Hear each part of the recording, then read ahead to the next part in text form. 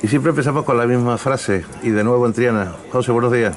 Buenos días, Carlos. Estamos con don José Piñero Velasco, compañero, amigo y hermano del alma, y un invitado nuevo. ¿Quién tenemos hoy? Hoy tenemos a una mujer, Rosa Díaz, que para mí siempre he tenido el concepto, desde que la conozco, que ha sido una adelantada a su tiempo, y lo sigue siendo.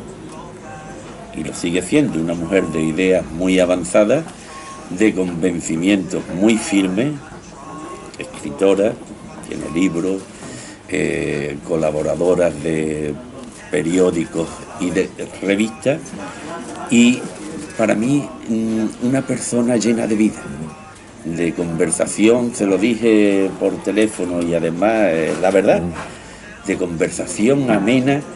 Puedes estar hablando con ella 1 hora o 2 horas, se te pasan rapidísimo por su verbo fluido y además por el fondo de sus palabras, porque tampoco la cuestión está en decir cualquier cosa, sino si se está 2 horas con una persona que te está dando ahí un soniquete, pues no es, eso no es ameno para nadie, sino que es todo lo contrario, una persona que además es renacentista en sus conocimientos y en su saber, abarca muchos campos muchos campos del saber, y en todos ellos pues tiene unos conocimientos profundos, y no quiero ya que sea ella ya la que confirmará todo lo que estoy diciendo. Bueno, pues nos vamos con una magnífica columnista, además escritora, periodista, novelista, ensayista y poetisa.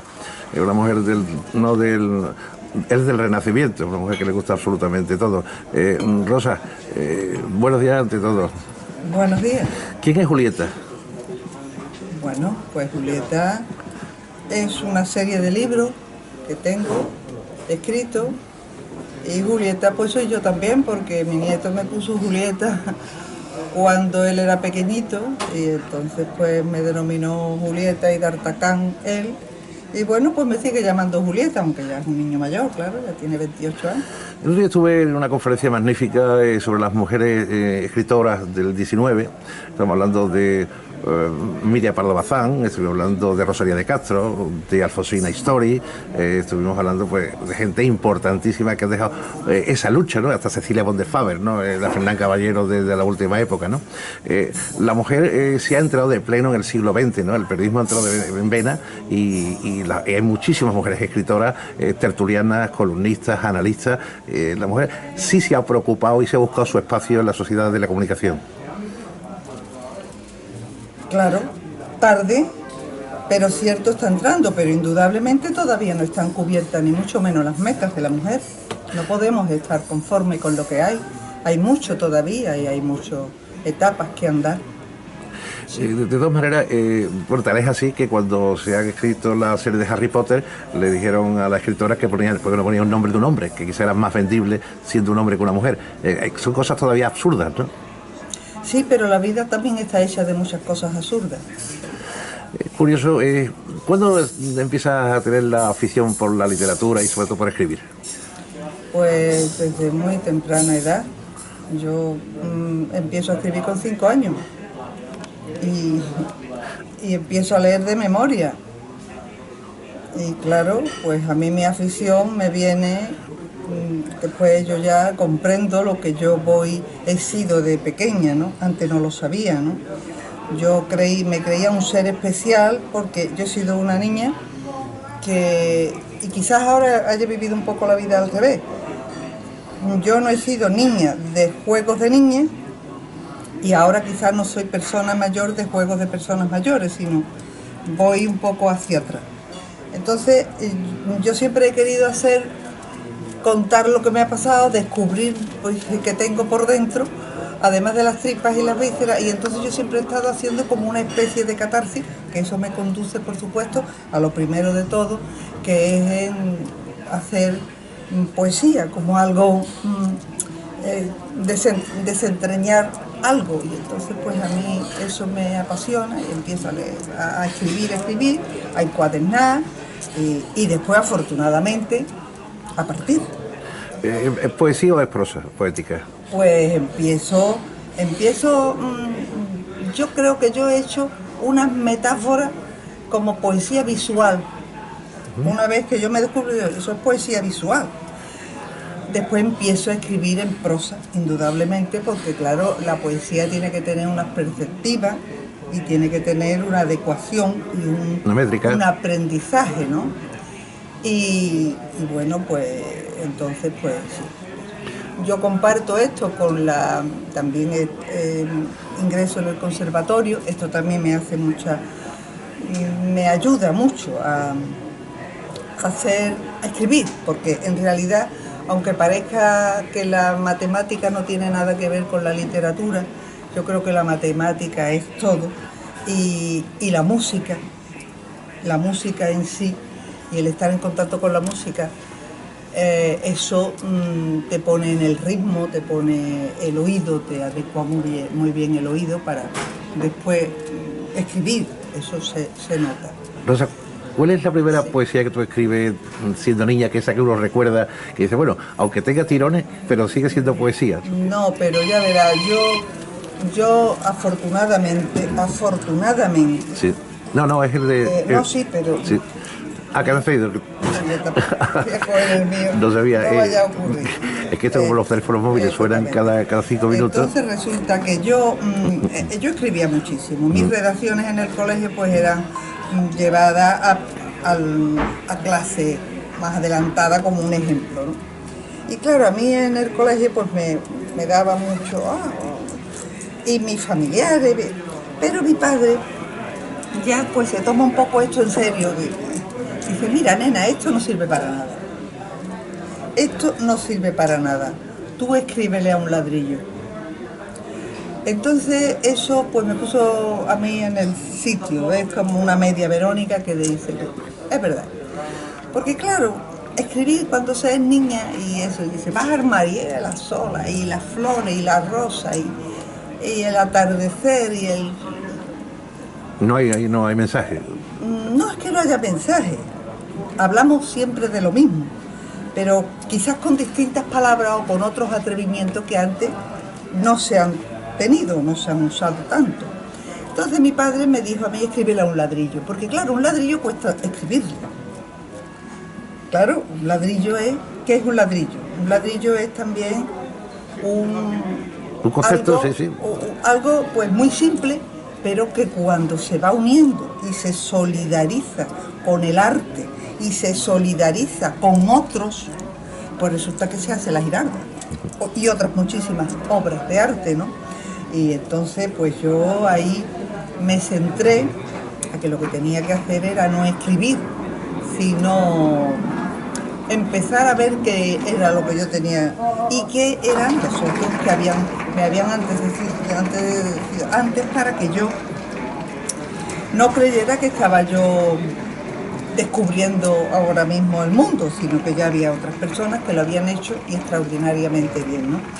Y entonces eso me ayudó a mí mucho para formarme y para pensar que hay cosas que el aprendizaje existe y que hay cosas que no me interesan, que eran cosas de niña, pero no ya para salir. A mí me dieron un premio en la Escuela de Magisterio, en la Universidad de Sevilla, pues me dieron un premio por un poema cuando yo tenía 17 años, ¿no? Pero, bueno, ¿te acuerdas del poema? Uy, qué va, son cosas de la infancia.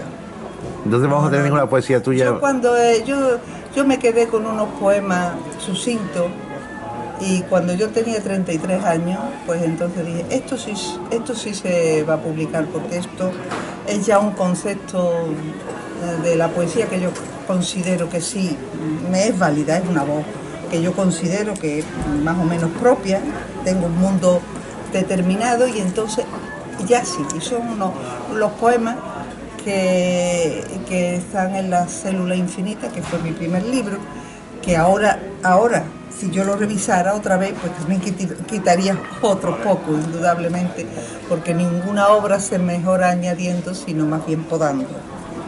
Curioso, eso que me acabas de decir, las obras se podan mejor que se Claro. se aumentan, ¿no? Claro. ¿Qué mensajes son los que no tienen vigencia hoy de aquella obra de la célula infinita? No, quizás pues que no me... La forma a lo mejor de decirlo, pero sin embargo en la célula infinita tengo poemas tan sumamente importantes para mí, para mi definición como persona, que en la vida lo quitaría. Son personas que me piden una antología y yo siempre tengo, porque esos son los que yo elegí. Esto sí define a una persona, o sea, y a lo mejor le falta, pues, que te digo, una palabra de más, una palabra de menos, puede ser, pero el concepto, la estructura, el hecho de estar ahí, sobre todo el mensaje que tiene, sí es correcto para mí hoy día. Sí. Rosa, ¿cómo es la poesía que tú haces? Yo no... ¿Es muy variada? Mi poesía tiene giros de 180 grados. Claro, para leer ¿El lector que se encuentra? No, hombre, es que de mí han hecho unos estudios importantes, con unas personalidades importantes.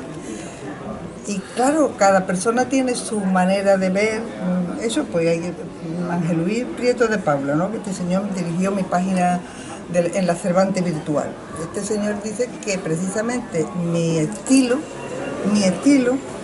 es que no soy fiel a mi propio estilo, sino que voy dando giros. Y mis estilos son, porque claro, todos los libros no pueden tener el mismo sonido. A mí no me gusta caminar por sitios trillados, pero tampoco me gusta trillarme a mí mismo. Es decir, ir continuándome en el mismo libro, tampoco. Me gusta descubrirme. Estoy hablando del concepto poético. Otra cosa es, una vez que una adquiere el aprendizaje, que ya lo tengo indudablemente toda mi vida escribiendo, pues entonces sí me dedico a escribir artículos periodísticos, literatura infantil, que es cuestión de echarle horas y decir voy a hacer esto. Una persona más o menos que es creadora, pues lo hace. Pero el concepto de la poesía es un concepto. Eso es muy sagrado para uno estar haciendo poesía como si fueran roscos de estos de las páginas. No es posible. Yo le tengo un gran respeto y yo solamente escribo poesía cuando la vida te ha dado una vuelta de tuerca, cuando tú has evolucionado de una u otra manera, pero no para estar mirando el ombligo, estas personas esta manera de que es todo este mismo materia y en el mismo.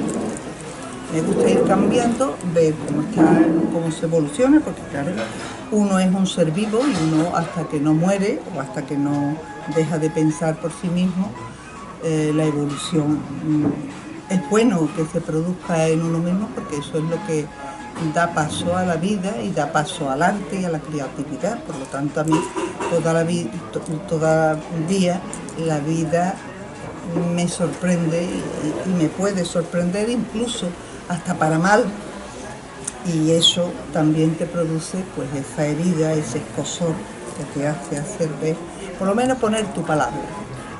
¿Te inspira muchas veces en la paz, en la soledad, en la alegría, en la tristeza, en la guerra? No, a mí no me gusta ser, yo digo que no me gusta ser patética. Hay personas que creen que la poesía es algo como dramático, como tal. Se pueden decir las cosas más dolorosas del mundo y la puede decir uno con cierta dignidad hacia lo positivo y sobre todo poner esa ironía, que es lo que le da un poco de inteligencia al saber estar en los días tristes o felices, ¿no? A mí me gusta también escribir de los momentos que tiene la vida, que son muy deseables y muy buenos, y parece ser que algunas veces pues no se acuerdan escribir sobre las cosas significantes y agradables que tiene la vida.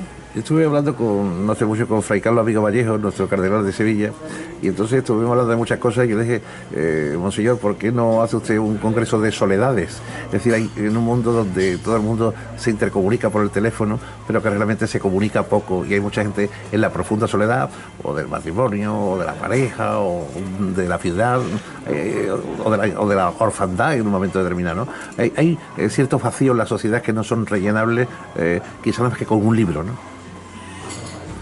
La vida, yo lo miro desde toda la tecnología, nos ha dado desde luego unas posibilidades muy buenas, increíbles, muy beneficiosas. Pero claro, también yo, por ejemplo, veo que antes la conversación era algo importante, ¿no? Yo veo que sí, que incluso nuestras yemas de los dedos pues van a perder, incluso nuestras huellas dactilares incluso tienden a perderse en el mundo de los tiempos, porque claro, está todo el mundo, a ver qué pasa, o a ver a quién le escribo. Algunas veces eso es muy interesante, porque se escriben y se conocen muchas cosas muy buenas y muy interesantes, pero también, y creo que también la mayoría de las veces, se da con una cantidad de pérdida de tiempo y de cosas que baladí, muy baladí, ¿no? Que yo creo que el ser humano en esos aspectos tendría que replantearlo, sobre todo en la educación de los más jóvenes. Antes nosotros leíamos mucho, los niños de antes, bueno, somos mejores lectores porque quizás hemos empezado con los tebeos, ahora cuando los niños se enfrascan en las tecnologías y en la televisión, es una manera de enseñarle qué es lo que tienen que pensar, pero no a pensar por sí mismos, que es lo interesante y lo bueno, ¿no? Y eso, pues, eso a mí me crea una interrogación de cómo iremos evolucionando hacia esas nuevas tecnologías. Si se escogieran para bien, seríamos extraordinarios. Fíjate, Rosa, que hace 40 o 50 años estaba la mesa del comedor con un hule puesto, o con un mantel. Llegaba el padre, estaba puesto Radio Nacional de España, porque nada más que había una radio que se ponía, y a la hora de comer se apagaba la radio y el padre preguntaba: ¿qué has hecho hoy? ¿Qué no has hecho hoy? ¿Cómo te has ido al colegio? Y había una conversación, eso que tú dices que se echa de menos. Y hoy el niño llega, la tablet en la mano, el móvil en la izquierda, la televisión puesta en el frente, y de forma autista come, sin intercambiar una sola palabra con la familia, ¿no? Y eso... Pero eso, yo por lo menos en casa yo no lo he tenido eso así. Yo en mi casa, nosotros comemos cuando comemos hablando, porque yo creo que hay cosas que hablar, nos gusta hablar, comentar. Sí, pero hay un reflejo de la sociedad que no es así. O sea, afortunadamente ese día la pauta normal sería charlar, conversar, ¿no? Pero que hay uno... No, pero sobre todo comer, además, que es malísimo. Ningún dietista aconseja que se siente uno a comer viendo la televisión o viendo algo, porque te puede comer cualquier cosa, todo el aceite de palma que hay encima te lo puedes tragar. Y entonces, pues yo creo que se debe de tener la conversación, es imprescindible para conectar, aunque indudablemente pues no es lo mismo, todos hemos evolucionado y ya los niños de ahora, pues como decía Pablo Neruda, ya no somos los de ahora, no somos los de antes, indudablemente que no. Rosa, para un poeta es difícil hacer algún verso propio, es decir, se juegan con las palabras son redundantes en casi toda la historia de la escritura, de la poesía, y entonces, pero siempre se sacan algunos versos con alma propio, o sea, de uno mismo es un mensaje especial que dice, bueno, esto es más que lo he dicho yo, no tiene nada que ver con, o la visión que tengo yo de esto es mía, no es cogida de otros, ¿no? Yo creo que nadie es igual. Algunas veces sí hacen muchas personas por imitar a otros, en su arreglo, en su postura. Eso es así, ¿no? Pero yo parto de que a mí me gusta la originalidad siempre lo he tenido en cuenta de las cosas, ya lo dije, lo he dicho al principio, que yo salvo lo que me parece que tiene una voz propia, lo que no me interesa para nada, y así sigo en mi trayectoria. Eso es lo que, una cosa que sea un distintivo de una persona, ¿no? Porque se puede decir siempre hablando de lo mismo, pero siempre desde otra perspectiva, porque claro, cada ser humano somos distintos. Nadie es igual a otro, nadie pensamos igual a otro, ni los hijos, ni los hermanos, ni los padres, somos totalmente, tenemos unos hilos que nos conducen hacia el cosmos, pero que no tienen tampoco un acicate hacia algo, hacia alguien. Por lo menos esos hilos yo he intentado cortarlos. También es una comunicadora verbal, porque no hace mucho también fuiste pregonera, ¿no?, de la velada de Santana. Sí, bueno, pero eso lo he leído, ¿eh? Yo no, sí, he sido pregonera. No sé cómo me han metido en este brete. Fue Curro Pérez el que te metió, ¿no? Sí, pero a mí me metieron esto antes, porque yo en la vida pues, no... ¿La habías hecho nunca? No, es que además que no me... Te lleva mucho la atención, ¿no? El pregón es algo tan reiterativo que no entra dentro de mi estilo. Claro, a mí me gusta darle a todo un estilo muy personal, y los pregones tienes tú que contentar a un público determinado, y entonces todo eso te lleva a estar un poco más constreñido, ¿no? Decir esto, aquello, y todo eso es así. Pero bueno, yo fue las personas me llamaron para una cosa de la Veracruz, y me dijeron, mire usted que es la primera mujer y esto, y entonces puse 4 mujeres del Evangelio.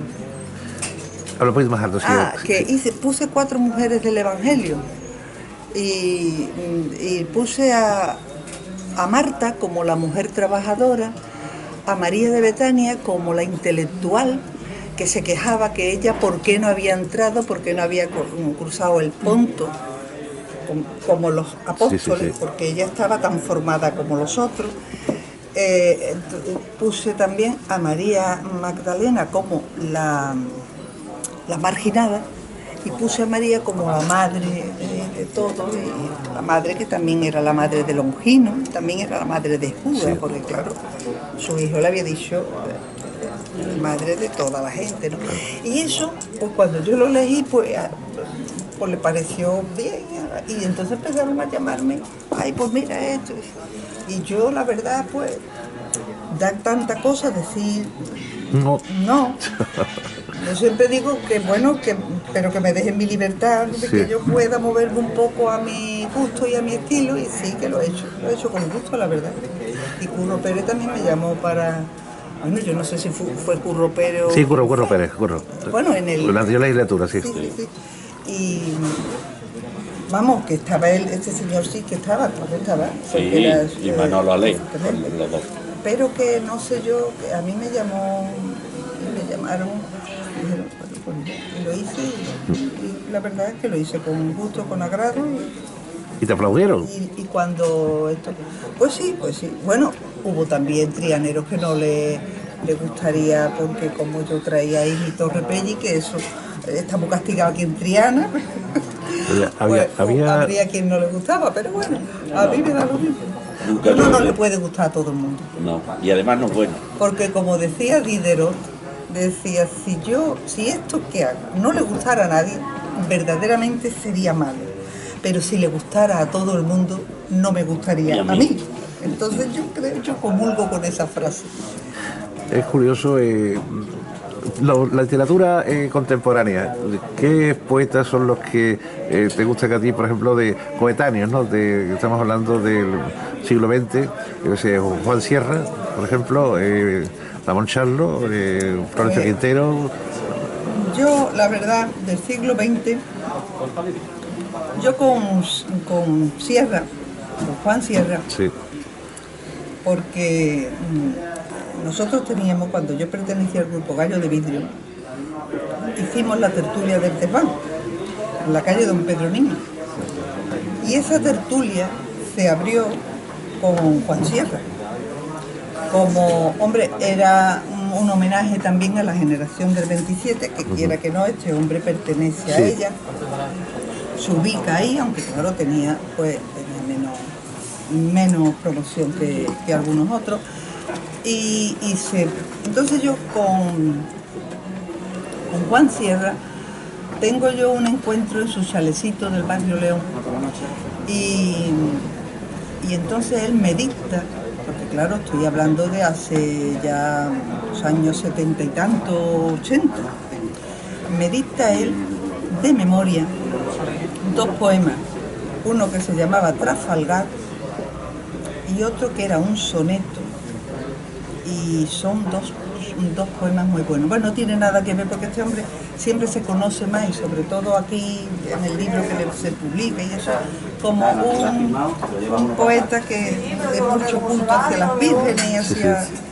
Pero esos 2 poemas de Juan Sierra a mí me gustaron muchísimo porque lo desconectan con un mundo que parecía que estaba este hombre encasillado, y sin embargo Juan Sierra tenía una poesía que iba más allá de lo que puede ser una poesía con ese intimismo de devoto. Hay otro también que es Joaquín Romero Berube. Joaquín Romero Berube, y sobre todo un libro que se llama El discurso de la mentira, ¿no? Sí, yo lo que pasa que también a mí, y eso también tengo gracias a mi padre, yo también he leído a poetas, yo he leído los poemas en prosa de Baudelaire, con un precio que te di mi padre de 7 pesetas. Y entonces también yo, que no me ha gustado... Te nutres de varias fuentes. Exactamente. Yo tampoco soy una persona localista. Ni regionalista tampoco, era universal, ¿no? Bueno, ya verá. Dicen que Triana es una república independiente. Ahora está de moda. Fijaros, qué horror. Y dicen que, bueno, que hay muchos trianeros, ¿no? Que yo siempre veo que Triana tiene su cosmos y yo estoy en mi cosmos, y el cosmos es más grande que Triana, más grande que Sevilla, más grande que el mundo, más grande que todo. Y entonces pues hay que ser largo de vista, ¿no? El poeta en sí es un hipermétrope incorregible, es decir, la visión se le dispara, ¿no? Y yo tampoco puedo decir, porque hay algunos localistas que sí me han gustado, personas de aquí, que me han encantado, y hay otras personas de aquí y de allí y del otro mundo que no los voy a leer nunca. Barrio Masero, por ejemplo. ¿Sí? Barrio Masero. Pues mire usted, ese señor no lo conozco. Pues magnífico poeta también. ¿Y de dónde es? De Sevilla. ¿De Sevilla? ¿Y es joven? No, mayor, ya estamos hablando de un hombre tan longevo que ya ha desaparecido, Barrio Masero. Son de las épocas de Antonio Rodríguez Buzón, cuando era pregonero de la Semana Santa. Estamos hablando de la época final de Alexander, de Vicente Alexander. Bueno, yo sí, Alexander sí que lo he leído muchísimo. Sí. Y también yo estaba muy relacionado con los clásicos. Yo he empezado la literatura desde abajo. Yo he empezado la literatura desde abajo. A mí me han gustado mucho los clásicos, porque es una literatura muy rica. Más López que Calderón, más Calderón que López. Es que a mí tener que elegir, a mí siempre me da mucho... ¿Te gustan más o te gustan menos? No, porque sí, pero no para elegir, es que hay libros de uno o de otro que te pueden... A mí López lo veo un poeta que no tiene desperdicio, aunque sí escribió casi demasiado. Sí. Y no en poesía. No, obras de teatro, prolífico, que no tenía más remedio que tenía unos versos que decía, y en horas 24 pasaron de las musas al teatro. Pero escribía el tío, aún en un día la López que escribía. es un genio, como se ha demostrado, pero López sí. Él, por su vida económica, eso, él escribió mucho y escribió también un poco más de la cuenta. De cualquier manera, de verdad fue el primer argumentario del Corral de Comedia, ¿no? Y Calderón, pues Calderón tiene ciertas cosas que son insustituibles, ¿no? Sí. Y otra que son muermos, ¿eh? Sí, y claro, yo por ejemplo, a mí Santa Teresa, cuando me has hablado de Alfonsina Storni Sí. o de todas esas playas de que hay, y Gabriela Mistral, y Sí, sí. yo tengo un ensayo y empiezo por Santa Teresa. ¿Los místicos te gustan? Hombre, es que Santa Teresa, para mí es una persona no importante, yo no me meto en su vida religiosa, pero sí que pone la literatura del medievo, la pasa al Renacimiento. Entendible. Claro, hace la mística entendible. Eso es muy difícil porque ella lo hace a través de la traducción a la Vulgata, porque ella no sabía latín. Ella no tiene estudios de latín, aunque está muy documentada, pero ella se centra en la Vulgata. Y entonces, con esa sencillez de hablarle a personas sencillas como eran sus hermanas de convento, Su congregación, empieza por hacer entendible la mística. Y eso es muy complejo. Porque es la esencia del sentimiento. Es cuando tú empiezas a leer las cartas y descubres a Santa Teresa. Santa Teresa es simpática, tiene buen humor, a pesar de que era mística y eso, pero tiene buen humor, se enamora totalmente de Jesucristo apasionadamente, con un amor carnal. Yo veo que es una mujer importantísima. Rosalía de Castro también, porque Rosalía de Castro, entre otras cosas, la patria gallega le debe la autonomía que va por delante de la nuestra, se la debe a Rosalía de Castro, porque es la que coge sus cantares gallegos, con el soniquete que tiene ella de su ama, que es la Choriña y toda esta gente, y ella empieza a preocuparse por todo lo que es su patria chica, una patria fronteriza con Portugal, y ella hace una revolución total. Una elegía total. Hay una parte que... Es una mujer que hace una poesía muy valiosa, aunque indudablemente en esa época tenemos nosotros a nuestro contemporáneo Bécquer, que claro, pues ocurre que no es que escriba más que ella. Rosalía escribió mucho más, bueno, no mucho más, yo creo que escribe más novelas, más cosas, pero Bécquer pone la poesía en el simbolismo francés que todavía no había. Entonces, claro, hay ahí una serie de cuestiones. Entonces, a mí me ha importado mucho el saber el porqué de las cosas.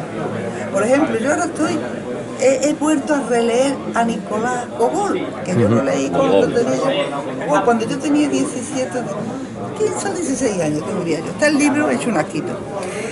Y a mí me interesa ahora redescubrir cuánto de Gogol tiene Ulises de Joyce.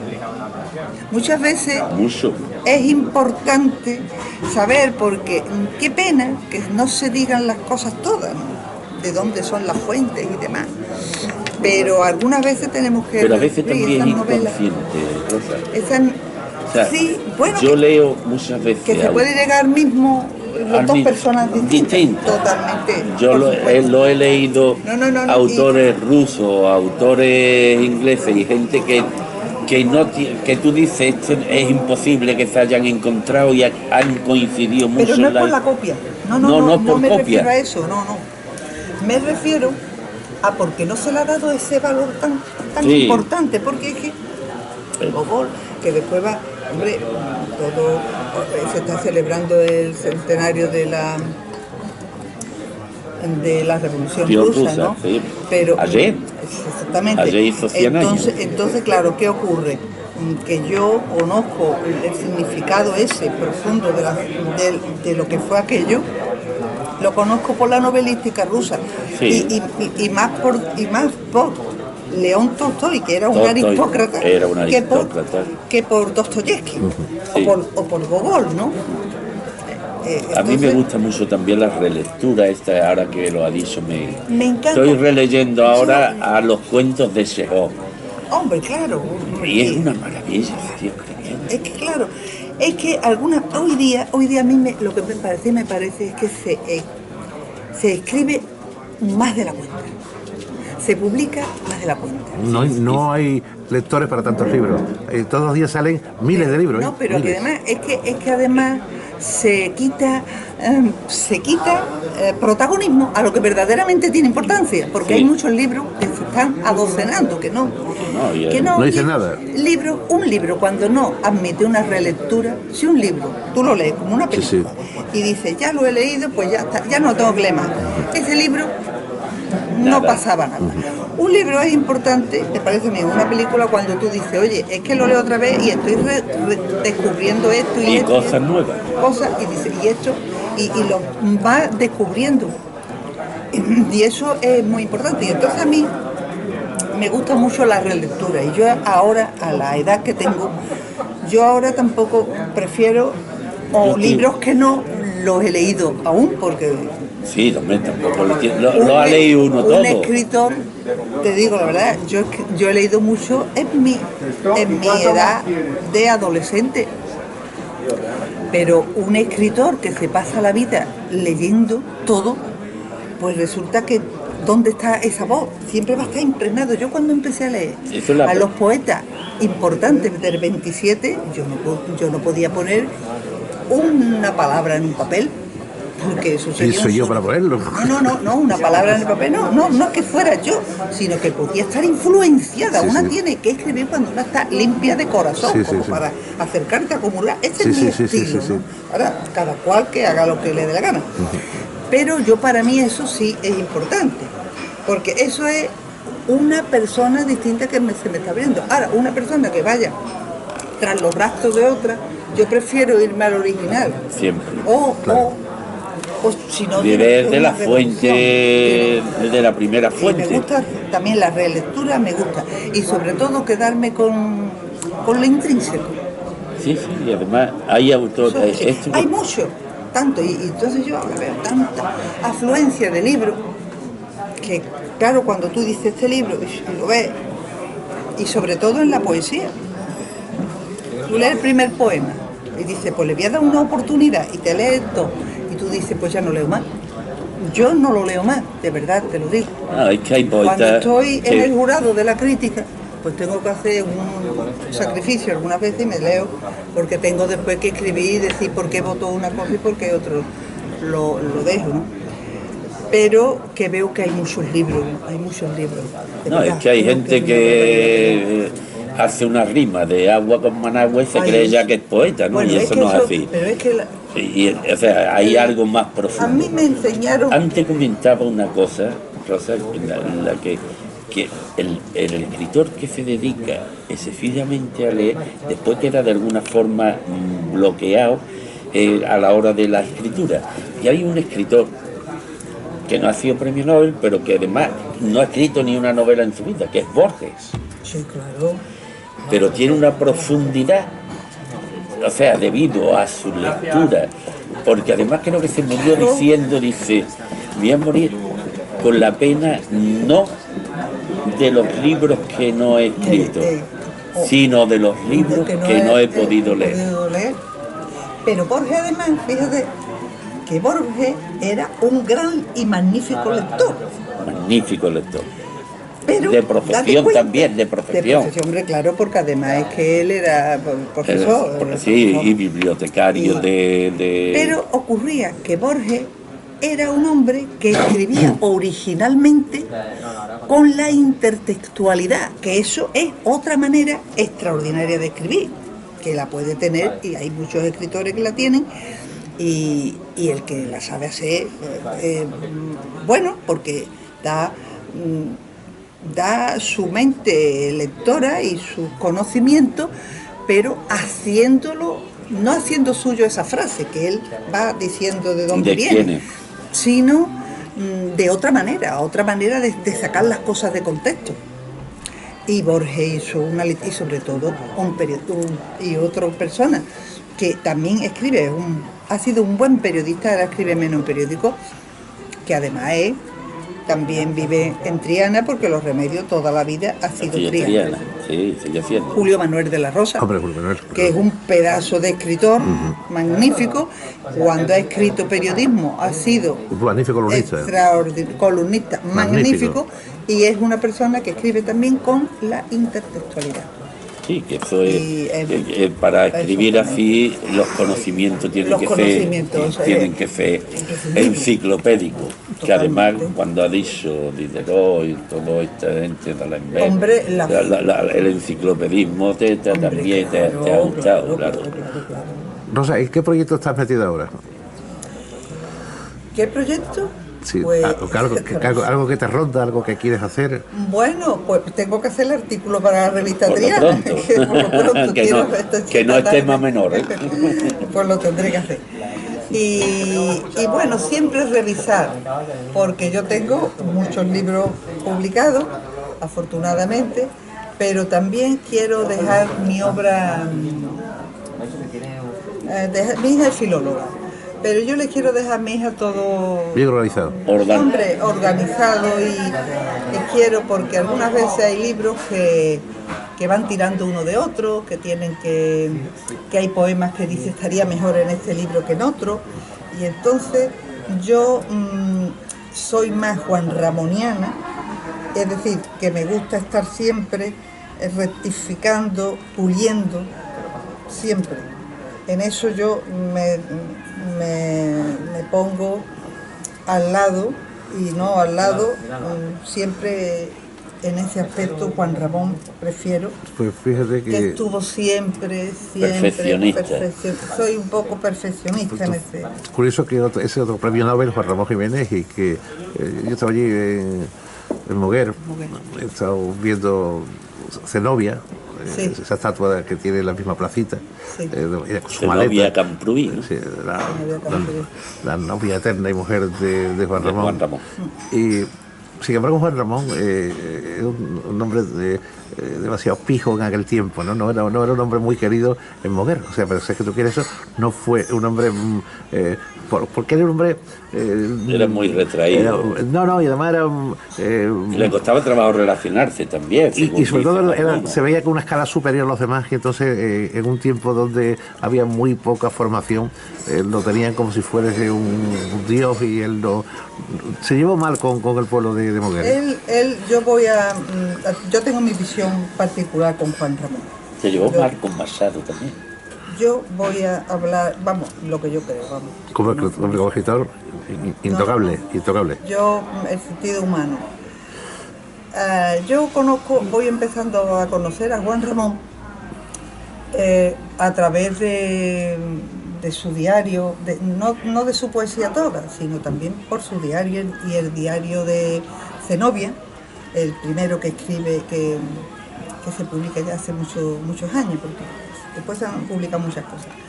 Yo tengo un libro que se llama Juan, que lo publiqué yo, me parece que en el 90 y tanto. Un Juan es Juan Ramón Jiménez y otro Juan es mi marido. Este libro fue premio Fray Bernardino de Sahagún con un jurado muy importante. Fue Pepe Hierro, Andrés Amorós y Bernardino Creme, que es un poeta de León. Entonces ese libro, yo me documenté mucho sobre Juan Ramón, y yo vi las connotaciones humanas que Juan Ramón daba, la casualidad que tenía conmigo, sin saberlo. Ni mucho menos te estoy hablando de su literatura y la mía. Connotaciones casuísticas de la vida, que yo me enteré después. Juan Ramón nace el 23 de diciembre. Le dicen Niño Jesús en el colegio. El Niño Dios. Se lo ponen en el colegio.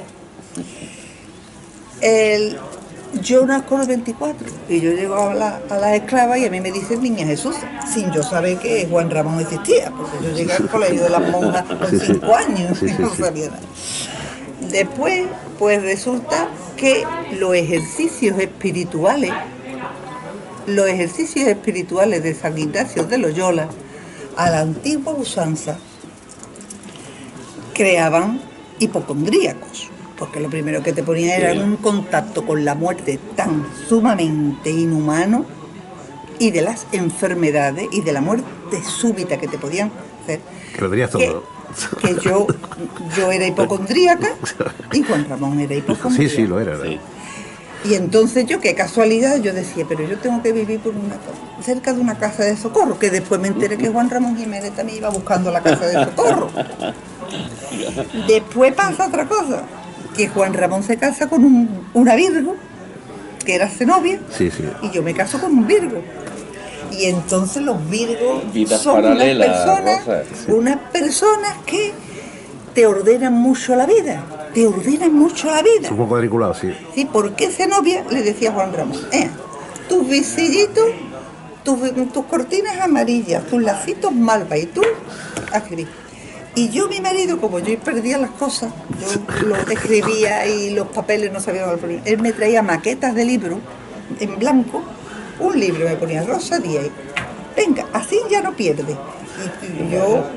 Y entonces te pone, y pasa que después te organiza mucho la vida. Indudablemente que sin Zenobia no tiene, a lo mejor no hubiera tenido Juan Ramón Seguro. el premio Nobel, porque Juan Ramón, Zenobia era como su manager. Su secretaria, sí, era la que Era la su llevaba. secretaria, claro, Bueno, indudablemente. está de moda en los escritores. Sí, no, pero- Nobel, en los Yo no Nobeles, tengo, No. bueno, en alguna gente que sí, pero Camilo Cetela, por ejemplo. bueno, eso sí, son las segundas esposas y de ahí me salto a Kodama. A Kodama de Borges, María Sí, sí. porque María Kodama se pudo enamorar de Borges Sí, perfectamente. estaba enamorada. Porque una muchacha de 18 años se puede enamorar de un hombre de 40 y tanto perfectamente. Sí, claro, porque están sí. ambos en unas edades Sí, hombre, muy, y además. muy buenas. Sí. Ambos. Sí, y además. Y eso, pero ya No, otros ya, aspectos ya no. es meterse a eso, secretaria, a decir yo te voy a llevar la agenda. Sí. Es mi opinión, Sí, sí, ¿no? sí, Claro. sí. No, y Ya ha pasado lo con organiza Alberti. sus tiempos, lo organiza también Lo la organiza forma con de... Alberti. organiza Exactamente, ya. Saramago, Sí, son personas que... Saramago, hasta el mismo Vargas Llosa con su primera mujer, ¿no? Ahora en su etapa. Bueno, Vargas Llosa con su primera mujer, por supuesto. O Sí, sea, sí. Por supuesto. Toda la vida Hombre, que se la por dio eso, su todo, primera todo, mujer. sí, O sea, que eso es.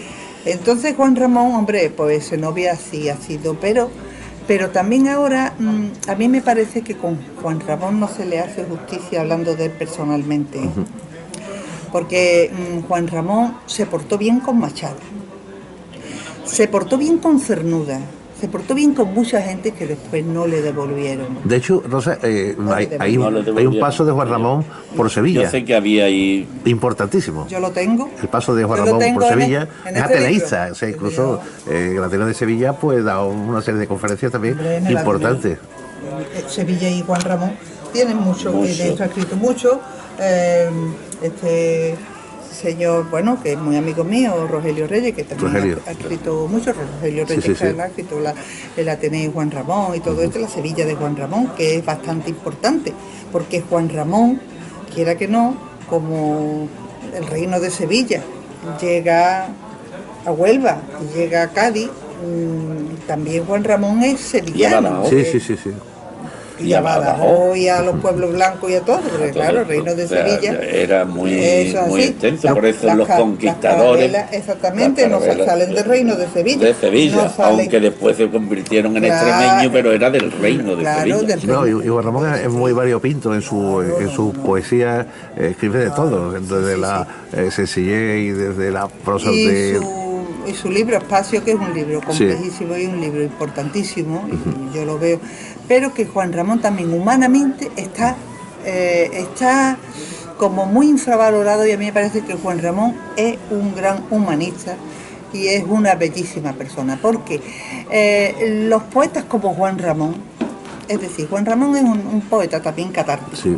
un poeta que Sí, escribe sí, lo sí. que piensa, un hombre que escribe las cosas cuando escribe a Platero, Sí. que escribe con el alma. Sí. Ese hombre escribe con la el dulzura, alma. sí, además una sencillez. Ese hombre se entrega. Ese hombre, ¿cómo me van a decir a mí que ese hombre es un enterado y es un teo? Ni muchísimo menos. Juan Ramón estaba cuando los niños pobres estaban, dice, yo les saco a Platero, qué ternura más grande. Le saca a Platero como lo mejor del mundo, como algo humano. ¿Qué le van a dar a esos niños pobres que no tenían nada en la Pascua? Y yo le saco a Platero. Es como darle parte de, porque ya lo dice él, sueña mis mismos sueños. Cuando dice, y yo cuando yo descubro, porque los poetas hay que descubrirlo por sus escritos, y cuando tú descubres el alma de Juan Ramón, yo por eso defiendo que Juan Ramón, y yo lo que me da coraje en su pueblo, Huelva, que lo hayan arrinconado a los hospitales y al cementerio, Dios mío de mi alma, con el miedo que le daba Juan Ramón de estos sitios, el psiquiátrico. Yo cuando voy para el Porti y veo el psiquiátrico y el hospital Juan Ramón Jiménez, digo, ay Dios mío, esto para Juan. Y ahora le van a poner a Zenobia la Zenobia le van a poner la estación, hombre. La estación, digo, mira. Igual con la paleta. Yo veo está la caja de libros, ¿no? Que le tiene los pies, ¿no? Siempre, yo que a Juan Ramón lo defiendo como si fuera mi abuelo. Porque es que yo vida paralela, yo lo quiero, pero es que, ojo, que no me estoy refiriendo a su poesía. Yo no he dicho aquí nada de poesía, digo de la humanidad de Juan Ramón. Porque yo cuando descubro a Juan Ramón, yo veo que a Juan Ramón le han tirado con maldad. Sí, le tiraron con mucha maldad. Juan Ramón era un perro grande. Y había muchos Yorkshire, que tú sabes que no ladran. Sí. El labrador ya hace guau, guau. Y el chico que yo sé, guau, corriendo, pero mucho ruido y... los otros guau, y se entera y todo salta más. Sí. Y yo a Juan Ramón le tengo un cariño paternal. Y entonces yo lo defiendo, que dicen que era... Yo la verdad, eso es lo que tengo de Juan Ramón. Buenos recuerdos. Por su poesía, ¿no? Por su poesía. Y me parece, cuando viene y cernuda, le echa él, se quita el abrigo y se lo echa a la calle Mateo Gago. Sí. Cernuda, que era un dandy, ese sí que era un dandy, pues resulta que le quedaba largo. Bueno, pues ¿qué le vamos a hacer? Bueno, pues llegamos con una hora de conversación.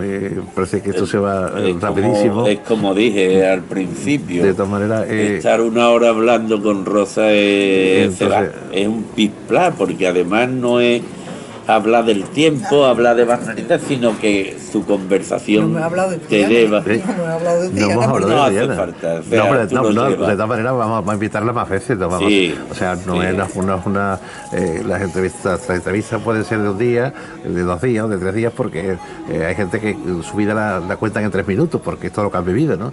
Y hay gente que necesita toda una vida para contar su vida, porque viven continuamente, ¿no? Hay gente que cuando tú la escuchas te vuelve a contar lo mismo que te contó hace 20 años. Y a veces la misma conversación. Sí, porque fue lo más grande que tuvo en su vida, ¿no? O sea, y entonces te repiten eso continuamente, porque es lo único que ellos tienen fijado en su memoria como algo en su vida cotidiana, y además sin ningún tipo de atisbo de importancia, pero ellos las consideran importantes. Hay gente que son muy normales, pero que tienen la importancia de lo que escriben y lo que hacen.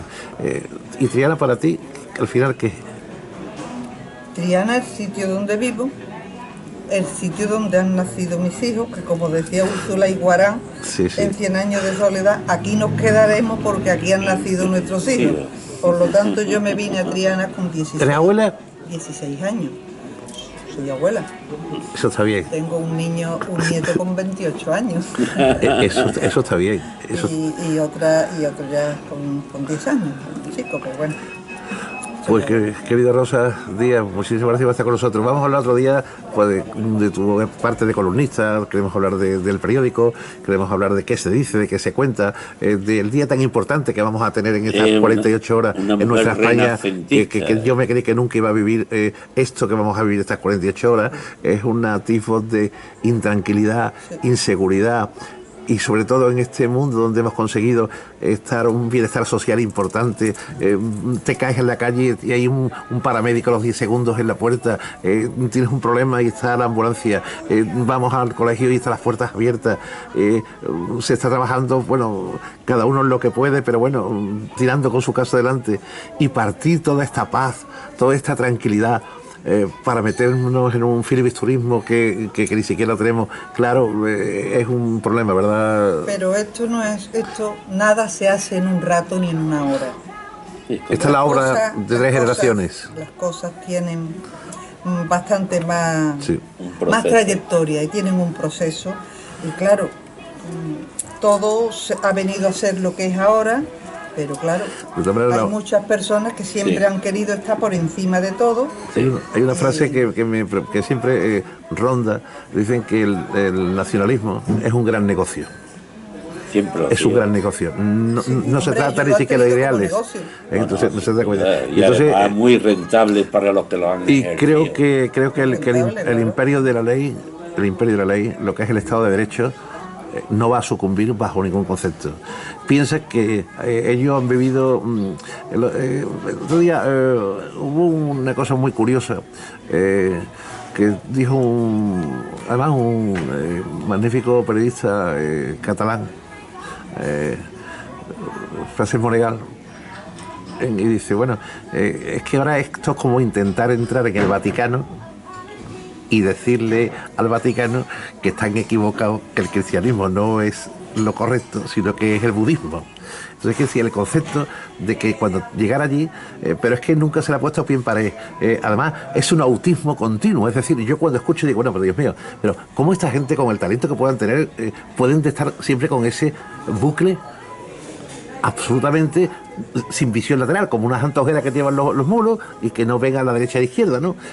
¿Cómo está viendo este momento, Rosa? La historia es importante, porque yo, por ejemplo, cuando han criticado que se hablaba en catalán o el euskera, claro, indudablemente, tú eso no lo puedes prohibir, indudablemente. Claro que no. No es posible, porque es que la lengua catalana y la de euskera están antes que el castellano, porque en aquel tiempo las crónicas emilianenses están escritas en los márgenes, en euskera, en catalán, porque entonces se hablaba en román paladino, pero es que hasta que no llega a Berceo y no se hace el román paladino, pues se leía en latín, es decir, y ellos hablaban, ya tenían su idioma. Eso es irrenunciable, es decir, la trayectoria de los años está ahí y ya está. Pero en algo que vamos, como yo he dicho ahora mismo, no es que Triana es, pues ahora mismo mi esencia, aquí están mis hijos, han nacido mis nietos todos son de aquí. Este es mi núcleo, pero indudablemente yo estoy en un núcleo que es Sevilla, es España, es Europa, es Europa, es todo. Claro. Y yo me siento... ¿Y el universo? El universo, yo me siento además, cuando yo he viajado mucho, afortunadamente. Desde pequeñita, desde que tenía 8 años. Yo cuando voy a un país, yo ese país lo tengo ya como mío, porque está el mismo viejo, el mismo pobre, el mismo insolente, el mismo banco para sentarte, la misma cariño hacia los padres, los hijos. Es decir, somos más iguales que nos creemos. Y en ese mundo que vamos además a universalizando todo, y que lo que nos tenemos es que expandir, pues resulta que ahora queremos hacernos...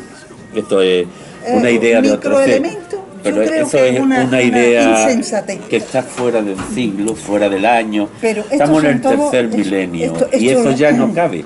Yo digo una cosa. Pero lo han dejado, ¿eh? Lo han dejado, claro. Los partidos. Y todos nosotros que no lo hemos criticado llegado el momento. Y yo el primero, ¿eh? No sea que no digo... Yo no me puedo echar la culpa. No, hombre, no, porque no tenemos responsabilidad. Yo lo que sí he dicho cuando yo he ido, y lo tengo escrito, cuando yo he visto la Sagrada Familia, que Gaudí recoge la arquitectura precisamente de un granadino que en 1200 hace en Tombuctú la mezquita de Gingereber, que es la arquitectura sudanesa, esa que parece que está hecha por niños. Eso está descubierto por Dalí, que es una cosa maravillosa, porque a mí el modernismo que tienen en Cataluña eso es inmejorable, ¿no? Sí, pero que a mí me gusta sacar el hilo de las cosas. Sí, llegar. Bueno, digo una cosita nada más para terminar. Es que que va. Ya tienes eso quitado, ¿no? No, estamos del aire.